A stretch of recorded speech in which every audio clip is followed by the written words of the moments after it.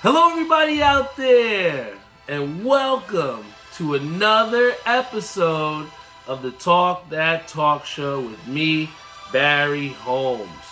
We are here for 198 episode of the Talk That Talk Show. Guys, we got 2 episodes left until the big 200, and I've just really been introspective leading up to this episode. Big shout out to our boy Ozzy Woes. Big shout out to Alvin on our Instagram live stream. Big shout out to Doc G on our Facebook live stream. Also, big shout out to Ishabai Crane tuning in on our Instagram live stream. But, it just seems surreal that we are here at 198 episodes. I think that when I look back on it, I got a Facebook memory today, and that's kind of what led me to, figure out what I wanted to talk about at the beginning of this show. And little did I know that today, starting this episode for 198, when I look back, this was actually the 4-year anniversary of the Talk That Talk Show. So back 4 years ago, I put my dream into fruition, and I think that this was an appropriate time for people to understand what it took for me to get to this position. So I might have to crack a beer to tell you this story. So everyone out here, if you got a beer, I know I haven't been drinking on the show lately, but I will say this: when you have the little wins and you have those wins, you gotta appreciate them. In the grind, and when it takes us to get to our eventual destination, I think oftentimes we overlook and can undervalue the steps and the progress that we've taken. So, I just want to take a stop here and just appreciate that I made it to 198 episodes, man. I'm not sponsored by Blue Moon, but I don't mind a Blue Moon here and there. But I think the biggest thing that I had to overcome when it came to, starting this podcast was overcome my own fear. I think I had made myself too comfortable when first starting this show, as far as, putting the timeline back as far as when I was going to start the show and when I was going to do this. And I remember one experience leading up to me starting my podcast was I had never, in my adult life, I hadn't taken a plane trip. And I remember I was, teetering back and forth as far as when I would do it, where I would go. And, I remember they had a training at the job that I was at Playworks. And one of the trainings had talked about, no time is the right time. So I remember taking that, and maybe like 2 or 3 days later, I booked my plane trip to California to see my boy Chance at the time. And I put in my week of day off, my weeks of day off, and said, hey, I'm going to get over this little fear that I had of flying, of, stepping away from work and just enjoying life. And, I took that trip, and it kind of opened up the doors for me as far as this mentality of, no time is the right time. If I would have waited around to, wait to see if things lightened up for me at work, or, try to save up those days and to help the company out. And lo and behold, I wound up getting let go from them anyway. So I was glad to have taken that trip. But most importantly, I validated to myself that, again, no time is the right time. And, for so many months leading up to it, I was so consumed with Pure Sports New York, doing everything I could to build their brand, and, taking advantage of all the opportunities that they had given me to interview the players and the coaches that I watched on TV every single day. I'll never forget the ability to interview Travis Kelce in the locker room after the Jets game, or talking to Odell Beckham Jr. and having your quote on ABC, or being able to, text my dad and tell him to watch MSG afterwards to see if he could listen to one of my interviews. Those experiences really built what it took for me to get to this point, because if you can withstand answering Tim Hardaway Jr. in the locker room, or if you can wait for Melo for to get a quote, and survive the pit in MetLife Stadium to try and get some quotes from the Giants. It makes this job's or not a job, but it makes coming out here on this podcast just so easy for me. I was talking with my girlfriend earlier about what this platform kind of means, and at first, when I first created this, it kind of for me was a way to extend my passion or my love of sports, and take out the frustrations I had without having success in the industry. And as they phased out smaller corporations, and kind of when COVID hit and everything kind of switched up with sports media, just made it more of a reality that I had a far distance to where I wanted to go. And at first, this podcast for me was an outlet to try and get in that direction towards trying to get back into sports media, and showing people that, hey, I can do this too, even though I'm not on ESPN. And if you listen to some of the earlier episodes, a lot of the content that I was producing for Talk That Talk Show was purely sports based, which isn't a bad deal, because sports is what fueled me. I played it all growing up, played in college, followed professional sports, covered countless NCAA tournament games. Sports is pretty much a huge part of who I am. But I think in a way, in the earlier episodes, you can see I kind of limited myself just to sports. And through having various friends on this show, having various contacts, the eventual mayor, Sam Joshi, I've really just tried to open up not only my own eyes, but the audience that I've continued to be able to talk in front of every week, and show you guys that there's multiple different perspectives to things that we see every single day. And at the same time, prove to myself that I could make this show be more than just sports.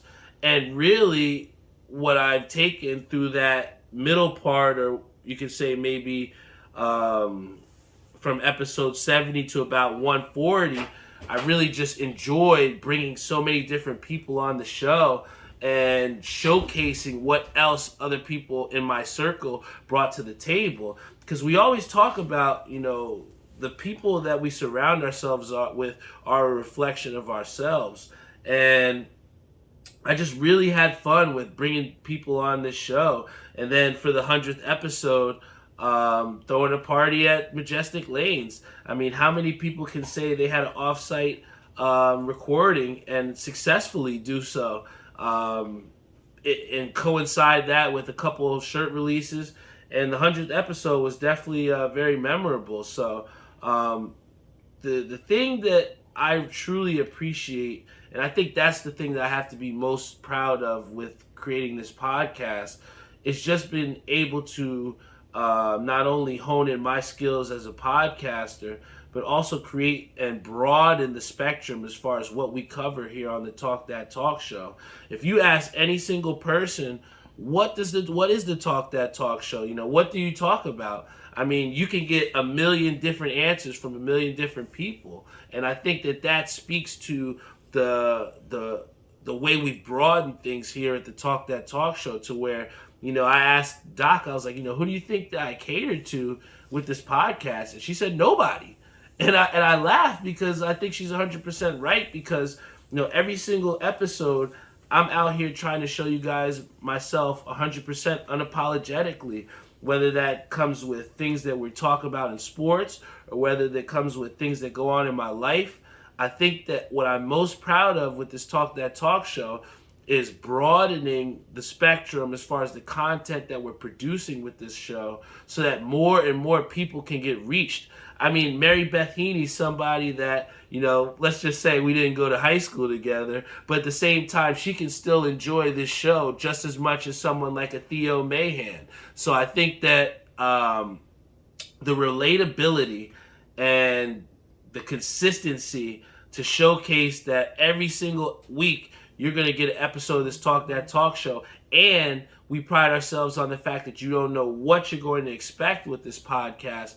It truly enables me and empowers me to come out here every single week. And it's been a big reason as to why we've been able to get to 198. So I wouldn't be here if it wasn't for every single one of you guys that tune in. 4 years. I mean, 4 years is a long time, man. I mean, this podcast has been longer than some relationships that I've been in, you know? It means something when you have passion for something, and then you have people to back you up as well too. I mean, we were going to see the fight yesterday, and I had a couple of friends. Big shout out to Stonehead, who came to me and was like, "Yo, I need one of those hoodies," and I still, it never, I never take for granted when people ask me for a hoodie or when people ask me for a shirt. Big shout out to Landis who asked me for a hoodie this past week. But I never take for granted the support that people have for the show, because it's something that's genuine. I think that when you wear your heart on your sleeve and showcase who you are on a weekly basis, people tend to think that they know you, and that vulnerability that I continue to show you guys, it enables you all to tune in here and learn some things of your own. And I think that by creating substance through this podcast, it's not only been an outlet for me, but it's been something for other people to gravitate towards on a weekly basis. For someone that doesn't have shit to do on a Sunday night, you can tune into this show and have 30 minutes of entertainment, something to talk about with your friends. I truly enjoy just bringing people together, and I think that's what the main theme of this Talk That Talk show is to continue to be yourself and keep good people around you. And I think that on last episode, it was a little bit difficult for me, because I felt as though in a way I was like drowning a little bit, where a lot of the things that were going on with my girlfriend and my own personal life, it just seemed like a lot of things just kept getting tacked on. But as I alluded to before, Doc always says that at the end of the rain or at the end of the storm there's a rainbow, and this week was further validation of that, because all week we were, anxious to know when Doc was going to be able to make it home and when she was going to be able to have this permanent pacemaker put in. And finally, her levels got to a therapeutic level to where she'll be able to have her permanent pacemaker put in on Monday, tomorrow. And that means she'll be able to come home on Tuesday. So, we're very happy to have Doc make her way home. And, it's all the prayers that you guys gave, everybody that continued to share support and pray for her and keep her in your thoughts. That is what was able to get her to be able to come home on Tuesday and give her the strength to continue to go out there and walk when she didn't want to continue to get herself to eat when she wasn't feeling like eating, or continue to go out there and do the breathing machine when she was a little bit tired. It was the motivation that you guys gave her on a daily basis through me is what really helped speed her recovery up. So I want to thank every single one of you guys for helping Doc to get to a place to where she could come home. And again, that was the rainbow that I needed. I think that it's been hard to go back and forth from the hospital without knowing when a conclusion would be, available. And I think that with Doc, being able to come home, that was a big thing for me. And then, we all know about the car accident that happened with me.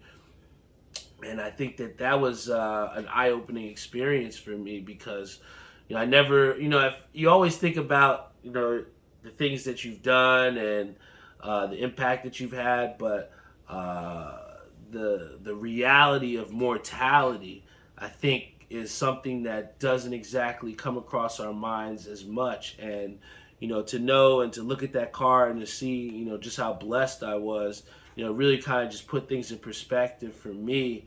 and just realign my path as far as what is it that I want to accomplish, and what is it that and who am I, and what are my goals, and I think that it's easy to take that into a negative, or to get upset at these drunk girls that hit me and took away the car that I loved. But, like Theo said, with every episode is a new beginning. And I'll take that a step further to say that each day is a new day. I remember just, seeing my aunt and seeing her struggle with, the things that she's struggling with to try and overcome them. And for all that's going on with her, even every time that I talk to her, she always talks about just how happy she is to be here, or just how happy she is just to open her eyes and to make it another day. And I think that with all the negativity that does go on in our lives, and all the road blocks, or as Doc says, speed humps, I think that it's so easy for us to not appreciate those little things, or to not appreciate the things that go on that happen and affect us positively. So I think that for those that are going through things, and for those that do have those speed humps, it's very important just to know that there are brighter days, and there are positive things to ahead of us, and you just got to keep fighting and keep thugging it out. For me to sit here and then to say that, from losing my car, I was able to now upgrade and get myself a car that I'm comfortable with, happy with, mileage-wise, everything that I was looking for, and take a big step in the right direction with that. And I was so happy, and, the biggest thing that I think I was most happy wasn't exactly the car, but, my mom had called me, and, most times, your parents, they want to, call you to give you advice, and, just try and lead you in the right direction, because that's what parents are supposed to do. That's what they bring us into this world for us to do. And it was, I was expecting my mom to, give me more advice, or tell me what I didn't do right as far as this car purchase or whatever. And she just told me straight up, she was like, I'm just happy with the decisions that you're making. And, I'm just happy with, the way that you're thinking things out and making smart decisions and making the right decisions. And, even at 32, hearing that from your mom or one of your parents, it just makes you feel good inside. It just makes you feel even more motivated to do the right thing. And, I don't know why it kind of, got me a little, emotional or whatever, but I just feel as though with all the different things that have went on in my life, positively, negatively, there were things that I could control, and there was obviously things that I couldn't control. So I'm just happy that for the things that I have been able to control in these past couple years, I just feel as though I've been able to make the right decisions, and that's why, my life has kind of went in the way that I would like to have it go positively, and why I've been able to be blessed to have the right people come into my life. And I think that only comes with the right decision making. And, I look to someone like a John Jones, who was out for multiple years, and a lot of people were counting him out, saying he was done, questioning whether he would be able to come out and fight after, taking some time off. And he just trusted himself, trusted the work that he was putting in, and then comes out on top as a UFC champion after being out for, a couple of years. And I think that takes an immense amount of belief in yourself, and at the same time, belief that even though you're seeing other people have success, even though you're seeing people achieve and get things that you think you should have, you still are trusting your process, and you're trusting yourself to get to the place that you want to go. And we saw John Jones do that and come out on top yesterday. So, sure, you can make the jokes about John Jones snorting the coke. You can make the jokes about John Jones and the disqualification the one time. But one thing that you can't take away is the wins that this dude got. and the work ethic that he's put in to get to where he needs to go.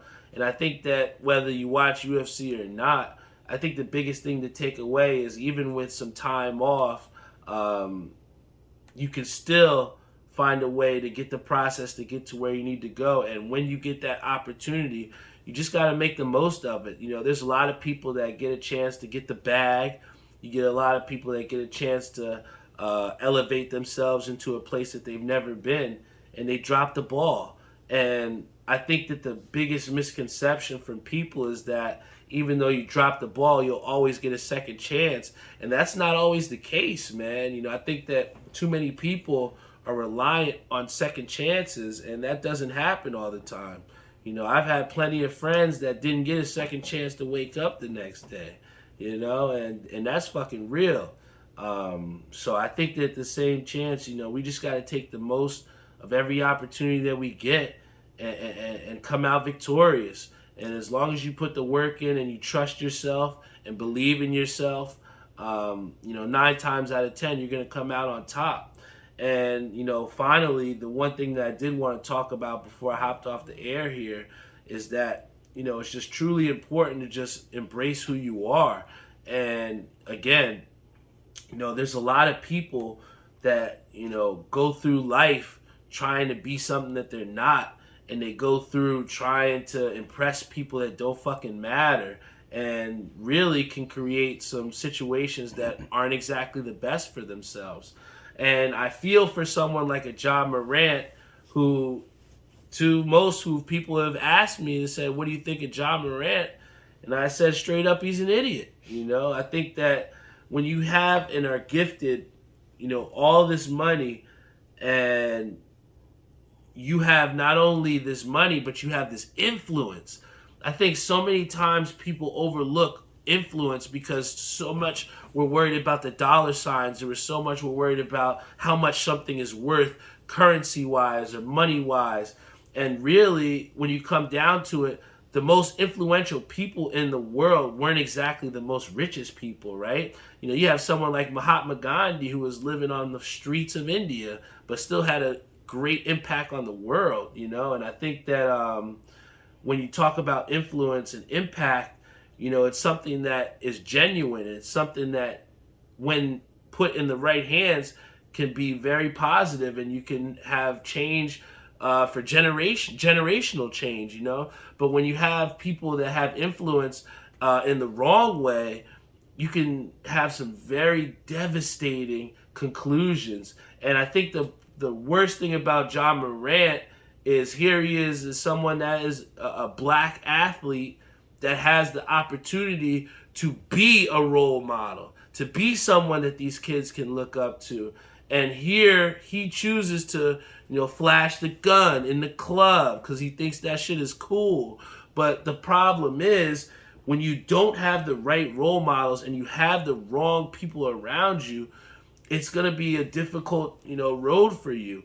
And I just wish that John Morant would keep some better people around him and truly understand that it's okay to be who you are, even though you're not a gangster. You don't have to tote the strap to be okay. You know what I'm saying? And I think that, when you've created this persona, or when you feel like you have to live up to these expectations that people view you as, you walk a very dangerous tightrope to where you don't even know who you are at the end of the day. And I feel like that's what John Morant is at right now. And my boy Dutch, big shout out to him, Christian Carr, he said that something really is wrong with John Morant. And I have to believe it too, because what we're starting to see is a pattern. Okay, he fights the 17-year-old allegedly, has people from his entourage pointing guns at Indiana Pacers coaching staff. You have John Morant on the live, on his own live,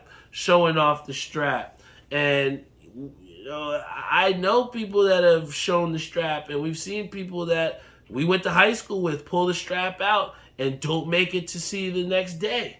I've seen that happen. Not, as a witness, but I'm saying we have had people that we went to high school with that have, really been about that and have not woke up the next day. So at the end of the day, when you talk about gunplay and you talk about gang life and you talk about street shit, that stuff is real.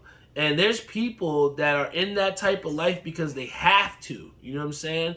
I think that when you don't have the silver spoon, or you don't have people that have handed you things out, it's hard for you to understand why someone would be in that type of life when you haven't had government cheese before, when you haven't had to stretch one meal out for the entire day, or not know if you were going to eat that day, or if your parents didn't send you to school with lunch money or things of that nature. There's various levels of trying to get through it, or those strife that multiple people can deal with, whether you're black, white, Asian, Spanish, whatever. Every type of race and every type of background has their own struggle. But at the end of the day, the whole point is to get past that struggle so you can uplift the people around you that mean the most to you. But at the end of the day, if you're out here about this street life and really it's not really having that positive outcomes or having those positive type influences, then you, like I said, ride that tightrope and spiral down. And really, when you are looked up to as that breadwinner or that person that are supporting your family or supporting the crew around you based off of your income, when you can't perform and now John Morant has to miss games like that, now you're fucking with your livelihood, and now you're worrying about things that don't pertain to your family. And that's where priorities come into play, and why, you have to have the right people around you. Doc, for me, is someone that has been so influential in my life because she's been able to help me, to put my priorities in straight, and I think that that's why I've been able to make the right decisions, because my priorities are in the right places. And when you have John Morant, who his priority is to be a tough guy and to show the world how tough he is, he's forgetting about his number one rule of being a father to his child and playing the game that's going to provide generational wealth for his family. And I think that that's where John Morant needs to step away from the game so that he can get his priorities straight and realize what it is that he's going to try to lose if he's out here toting the strap. And that's really all I have for you guys here today. Next episode is going to be episode 199, the last episode before the 200th episode. If you have not gotten a raffle ticket yet, please reach out to me. See if you can get a raffle. It's $1 a raffle ticket. The max tickets you can get is 20 tickets. And we will be pulling the winner of the raffle on the 200th episode. And that winner will get a chance to design the next Talk That Talk Show shirt colorway. So we're going to give them the design, and you can make it whatever colorway you want. Whether you want to make it a shirt, make it a hoodie, we going to put it out there. So if you would like to be the next colorway designer for Talk That Talk Show, please reach out to me and see if you can get into the raffle before the 200th episode, because I'm telling you, you will be able to be a part of Talk That Talk Show history. And I think that the coolest thing about this platform is, again, seeing different people rocking the shirts, rocking the hoodies, telling me about the episodes. I mean, big shout out to Brian Spawn. He's somebody that literally tunes in on his way to work every single week and giving me different things that he wants to hear on the show. And it's that type of loyalty through viewership and through my audience is what keeps me motivated, keeps me engaged. I've seen so many people that talk about having podcasts that haven't made it to past 10 episodes. And it's not their fault. It's just hard to stay motivated. It's hard to stay consistent when you're not getting necessarily the monetary value that you believe that you deserve. And I mean, if we're going to be completely honest, $18 a month is what it costs to have Talk That Talk Show air through the internet. All right? We got a lot to say. And, through these different releases and through these different raffles and things of that nature, we're pretty much paying for our own viewership. You know what I'm saying? We're paying to put this episode out here for y'all. We're not getting much in return. All we want are your ears, man. And I think that transparency to say that, hey, all I want from you all is your ears, and I want you guys to hear what I have to say so that I can be my 100% self. I think that that's the genuineness that keeps people tuned in every single week. And that's what has people want to put $10, $20 for a shirt. Or that's what has people want to put in for a raffle. Or that's what has people want to subscribe on YouTube. Or that's what has people want to follow on Instagram or Spotify, Google Podcasts, Apple Podcasts, wherever.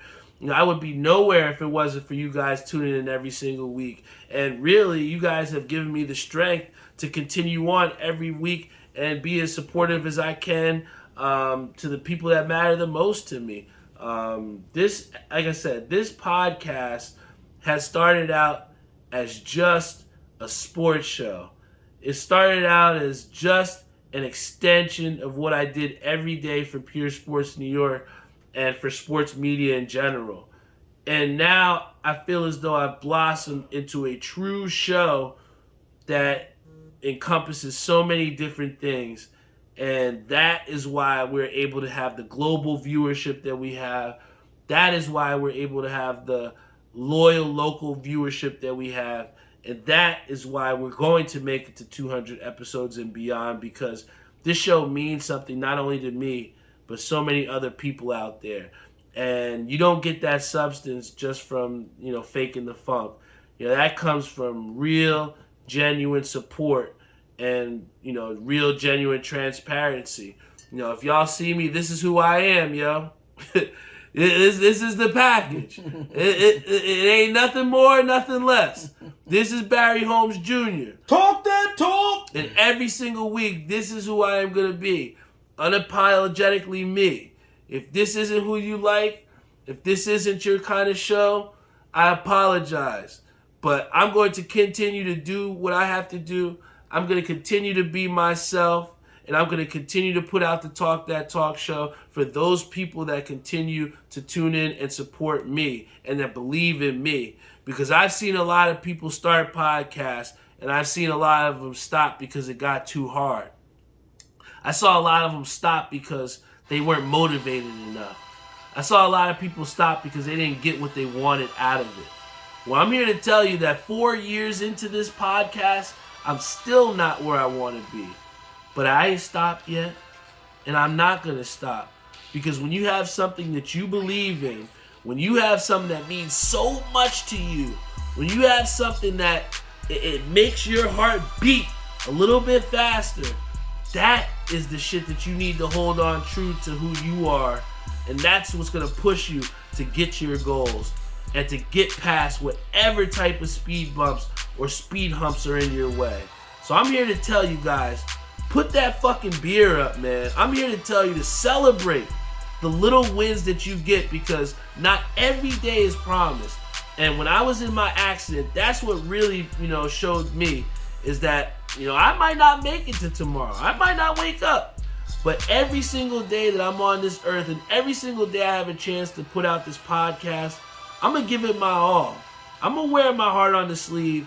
And just like my dad says, when we're in those lanes, I'm going to just, think like we're backs against the wall, go out guns blazing, man. And that's truly been the motto for this. So, if you're out there, put your drink up and celebrate the little wins in your life, because those little wins will be big ones before you know it.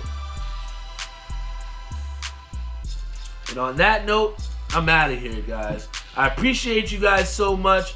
I love you all. And next episode is the last one to 200. I appreciate you guys so much. I'm going to continue being me. And keep talking that talk, guys. This is the Talk That Talk show every single week. I love you all, and see you all next week.